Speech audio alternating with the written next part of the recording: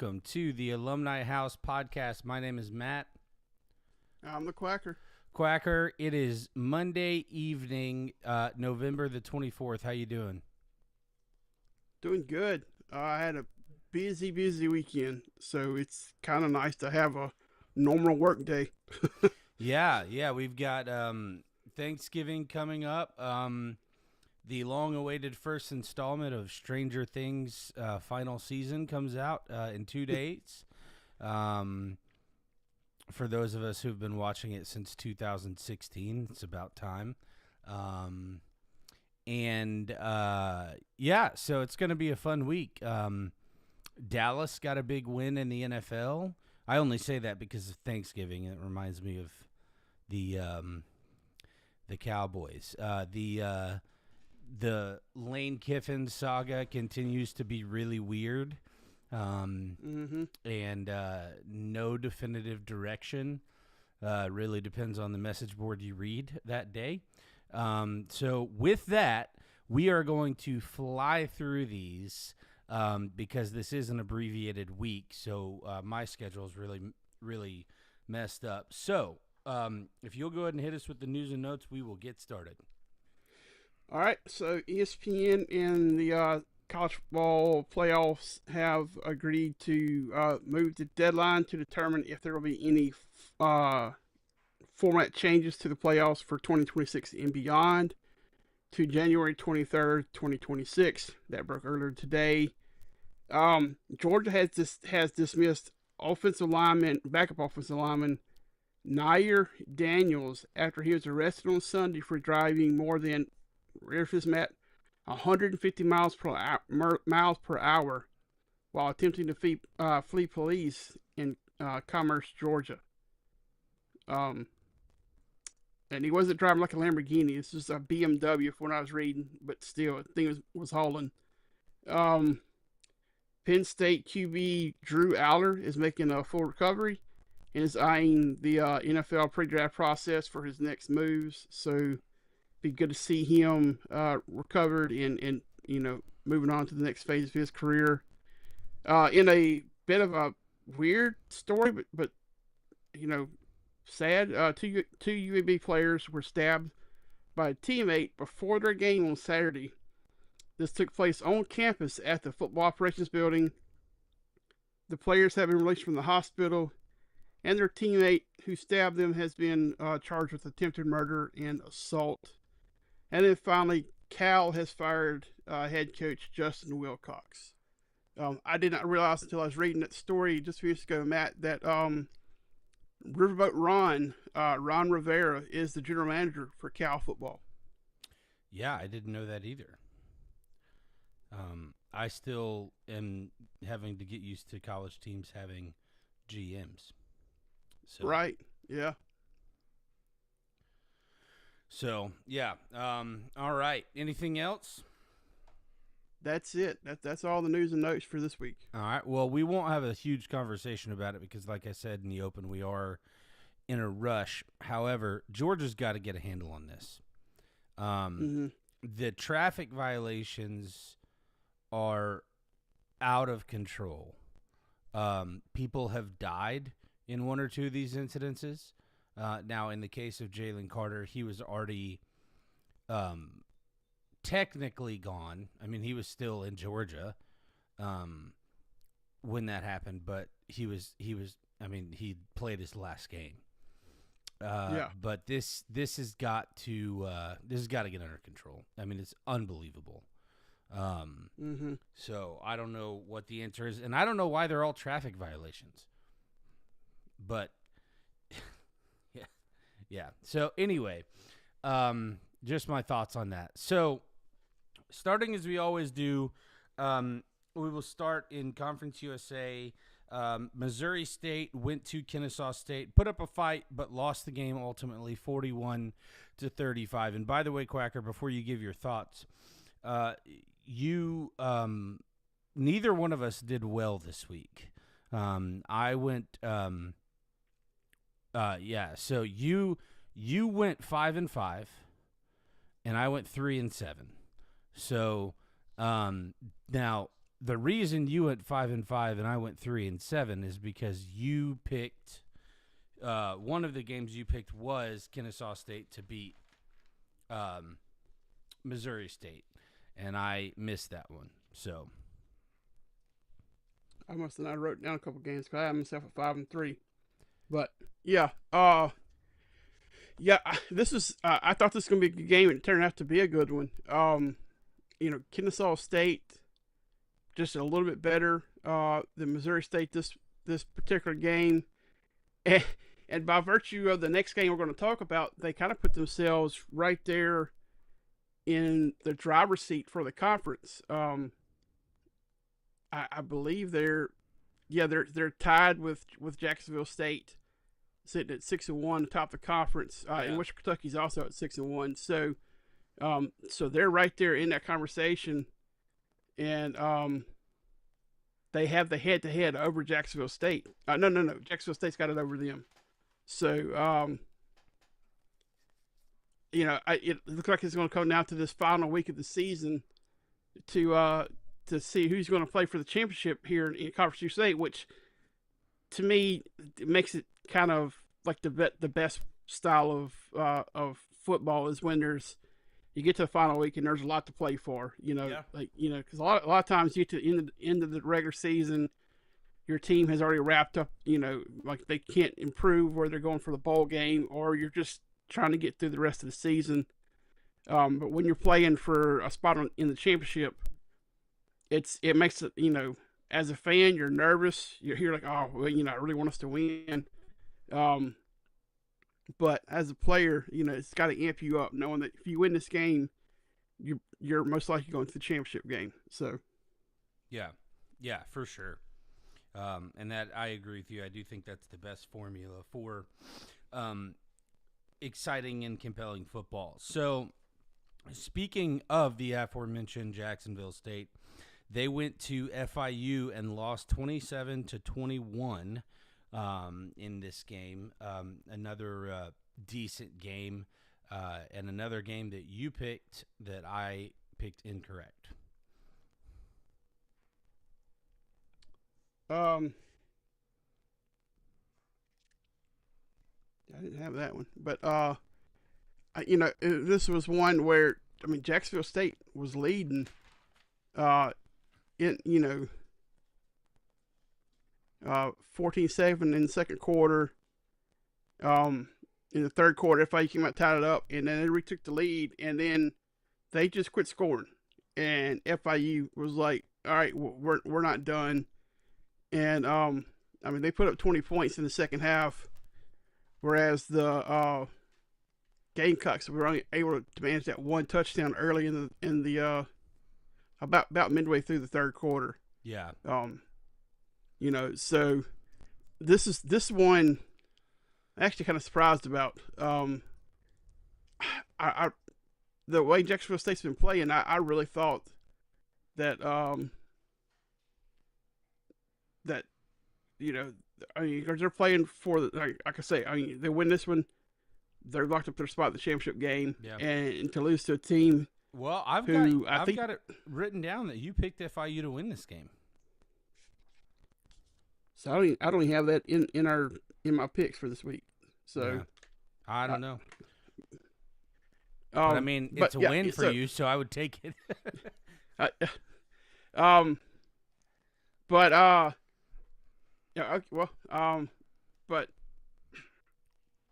Anyway, FIU gets bowl eligible with this win, so an important win for them, and they may have just played spoiler on Jacksonville State, for their bid for a conference championship, because let's see, they play Western Kentucky this next week, so this is where it determines who gets in, who doesn't. Mm-hmm. If Jacksonville State loses, they're probably sitting at home. Yeah. So yeah. Next, moving on to the American Conference, Tulsa went to Army and squeaked one out, 26-25, by way of scoring 12 points in the final stanza. So hate that for Army, but really, really interesting game. Their offense just shut down in the last quarter. Yeah, yeah. This Army team has been so up and down this whole season. I mean, you literally have played 500 football the entire season, and this is a surprise one here. I don't think we even talked about this one in our pregame show because I think we both just kind of took for granted that the Army was just going to kind of come in and take care of business here. But right, Tulsa found a way to slow down the triple option there in the fourth quarter. Really, the whole second half because they only got a field goal in the third quarter. So squeak out a 1-point win. So good for Tulsa. It really won't make a difference on them going to a bowl game this year, but they may play spoiler for a couple teams here towards the end. So yeah, they may very well. And then man, so we talked about this game being a game we didn't know what to expect, and because the Roadrunners have been so weird. Well, they did it again. They hosted East Carolina, and they smacked them around the building. 58-24. Game was never close. The best quarter that ECU had was the final quarter, and that was garbage time. So never in the game. I mean, it was 34-3 at halftime, and it never got better, really. So not a whole lot to say here, but as you mentioned, it's significant. Yeah. I mean, UTSA made East Carolina the Wile E. Coyote of the game for this one because, I mean, I could not help it. Owen McCann went off. Now he only had less than 250 yards. He had 5 touchdowns passing in this game. So he played a very good game, efficient game, 24 of 33. Their run game was efficient in this game. That had a running back, 19 carries, 146 yards. And yet, like you said, I mean, East Carolina was 34-3 at the half. I mean, at this point, you pretty much just pack it up and go home. But yeah, so East Carolina was right there at the top of the conference. And this knocks them down to there's really no chance of them playing for the conference title at this point. I mean, it's down to 3 teams: North Texas, Tulane, and Navy. If ECU had won this one, they're still in that mix. But at this point, there's no chance for them to play for the conference title. And for the players, it's disappointing. They'll still have a bowl game to play this year, but that's your ultimate goal is to win championships every year. So, so, that's discouraging, but it is what it is. This isn't. And looking at these games, it's so hard, like to know what to make of UTSA because they have been a lot like we've talked about with North Carolina State. NC State has just been. Who are they this season? Because they have beaten some teams that they had no business beating, and they lost to some Wake teams Forest, where you're going, yeah, they're both of them. You're just like, how did you lose this team, and then how did you turn around and beat this, like beat Virginia? So, so UTSA is kind of had one of those seasons as well. Yeah, well, this is not Chip Holtz UTSA, that's for sure. So, sorry, ECU. Yeah. So, all right. So, in a game that surprised both of us, I didn't even know it happened because I was kind of keeping track of it. But it's not a game that's easy to locate. USM went to Mobile to play South Alabama and lost by a touchdown, 42-35. So, Quacker, you mentioned that the offense couldn't do anything in the first half. Yeah, no, they were just stagnant. Punted the ball all the time, and I mean the defense couldn't really stop the Jaguars' offense the entire game. I mean, it looked like they were running a zone defense with the secondary, and receivers are just wide open the entire game. I don't know what they were doing. I mean, this is a team that has led the country in turnovers and turnover ratio the whole season, and the last 2 games they haven't gotten any turnovers. They haven't stopped either offense the last 2 weeks, and this one here. I mean, they finally got it rolling in the fourth quarter, but I mean, it was pretty much it was already over at that point, and they just made a furious comeback, and were a bad onside kick away from having a chance to tie it up there at the very end, but the place kicker kicked it right to a South Alabama player, so they had no chance of recovering it. So very disappointing. It's James Madison has locked up their spot in the conference title. It looks like, this is going to come down to this coming week when Southern Miss and Troy play as to who will play for the conference title. It's disappointing that that Southern has put themselves in this position that they're going to have to win this game to play for the title, and it's one of those things where if they come in playing like they played the last 2 weeks, they're probably going to be sitting at 7-5 and miss out on the championship game, which would be very disappointing from the way they play for the rest of the season. So yeah. Well, speaking of a seriously surprising result, you and I talked in our preview episode about how both of us wanted to pick this team, and neither one of us felt like we could.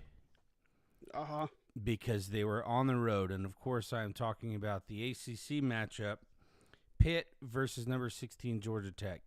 That game was 28-0, I think, in the first quarter. And the final score, I got up to 28-0. It might have been the second quarter. Yeah. But it was 28. They were up by 28 before Georgia Tech scored. So the final score was 42-28. So Georgia Tech made a little bit of a comeback, but as we say every week, nobody wants to win this conference. So I'm not really sure what to make of that, but it makes for an interesting final weekend because what we're looking at is Virginia, Pitt, SMU, and those three are all one-loss teams. So, I'm looking right now. So, SMU plays Cal, which they should win, although it is at California. Pitt plays Miami, which I don't know. I don't really know what to think of that game. It's oh my gosh, sorry, my mouse has stopped working. Hold on one second, sorry. That game is it's in Pittsburgh, so that's helpful. Then Virginia plays Virginia Tech. So they have the most winnable game. But it looks like if the Pitt-Miami game, and without knowing what the tiebreakers are, I'm pretty sure if Miami were to win that, it would come down to who has the tiebreaker between SMU and Miami. Now, if Pitt were to win it, I think it's pretty cut and dry that we're looking at Virginia and Pittsburgh. Which would be cool. Those are the two teams in the ACC that I like the most, so I would enjoy seeing that. Well, if SMU wins, then they're in because they've only got one loss in conference, whereas Miami's got the two. So no, but what I'm saying is if SMU wins and Pitt wins, I don't know who the tiebreaker is. Oh, yeah.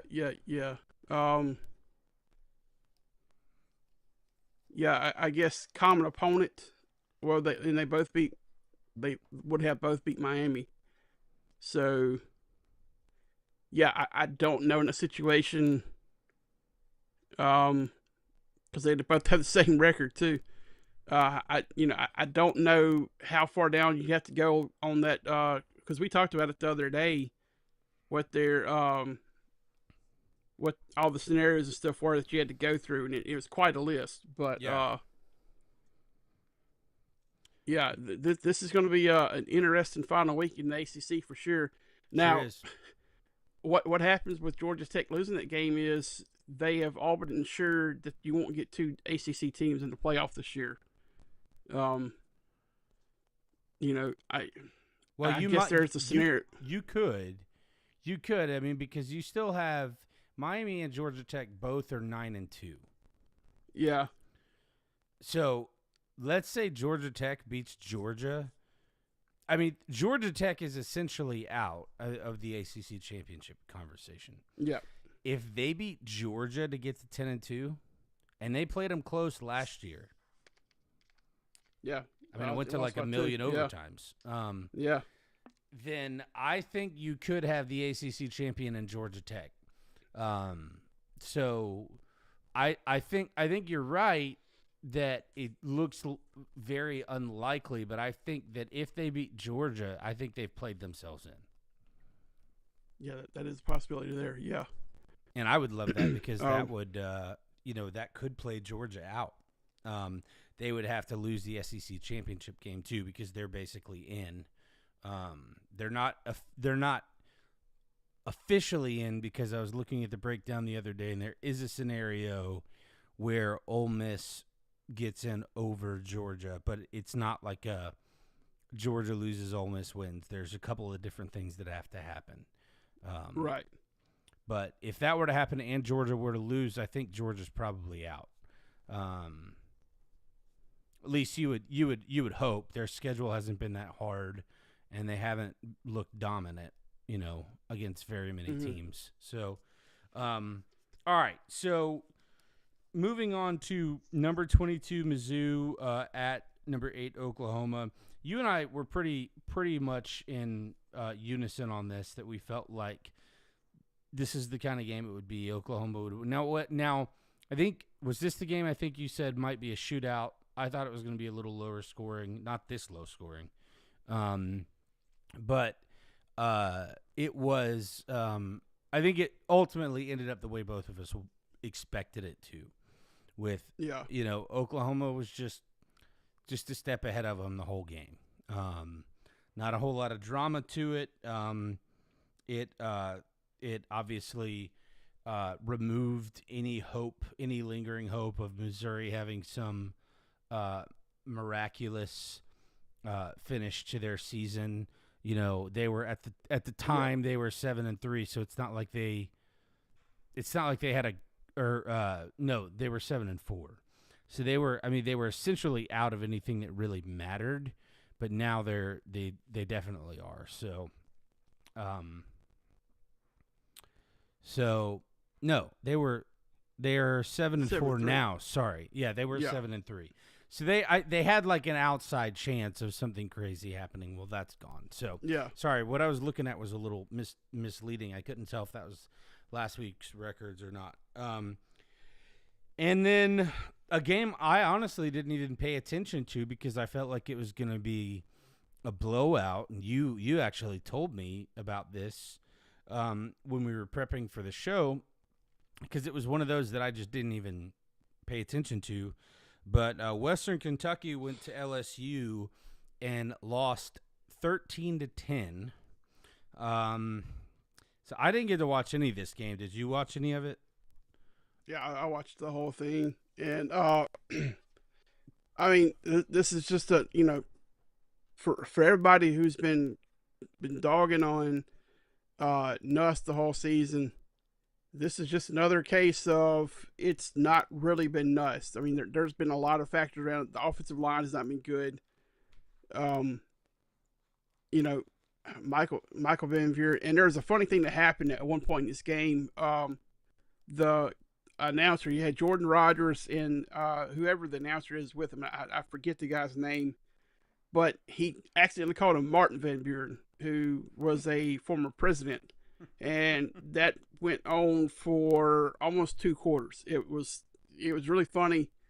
But I mean, LSU was winning 13-3 late in the fourth quarter. Like they're trying to get a first down to close out the game, and there's a fumble that like the running back is running to a hole, never gets to the hole, and Western Kentucky defender comes in, puts a helmet on the ball, and it shoots out, and they pick it up and return it for a touchdown.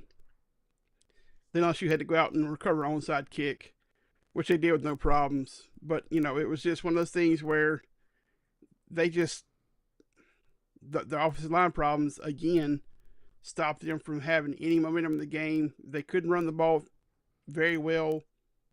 They couldn't pass block very well. Like there were a lot of short passes.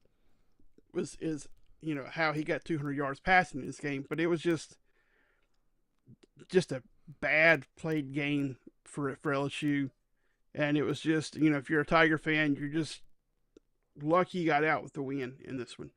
I mean, this is one that 99% of the time you take it for granted, but with the way this team's played this year, and Western Kentucky came in, they're only the third team.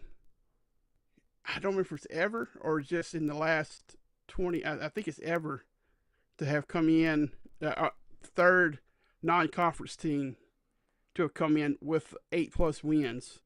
The other two was Notre Dame in the 70s and Florida State in like 82, where they had 8+ wins at this point in the season. That was a visitor at Tiger Stadium. So I mean, this was a good team that came in and played them, and LSU didn't overlook them because they can't afford to overlook anybody this year. They just that is not a flattering stat for LSU though.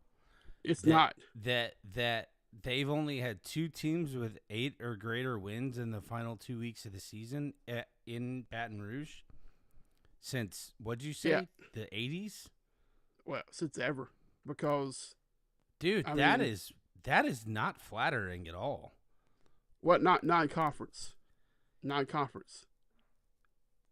Yeah, okay. I mean, I guess that's a little better, but I thought you were saying period. I was like, you got to work for that, especially being in the SEC. But yeah, that makes it a little better. All right, so those are the games for this week. We went a little quicker tonight, just because there wasn't a ton to unpack.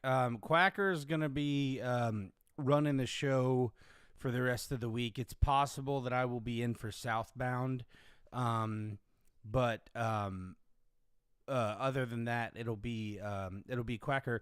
And then next week, as we wrap up Rivalry Week, review that, and then jump into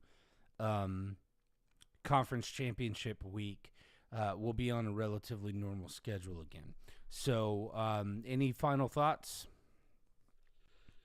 No, I mean, this is one of those weeks where it's just there's not a lot of great games played on paper, looking at it, and then you had some that you didn't think would be good. It wound up being good for various reasons. Yeah, but none that were super significant. It was like yeah.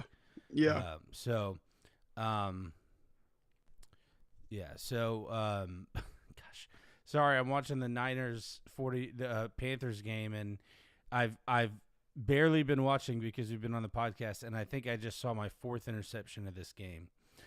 Second one for a touchback, and it's both teams are just throwing in interceptions left, right, and center. So, not sure what's going on with that. But all right, so where can people find the show? You can find us on Facebook, Instagram, YouTube, and Twitch at Alumni House Podcast, and you can find us on X at Alumni House Pod. And you can find our personal handles on X below our faces. So as always, thank you guys for joining us. Hope you have a great week, and we will see you next time.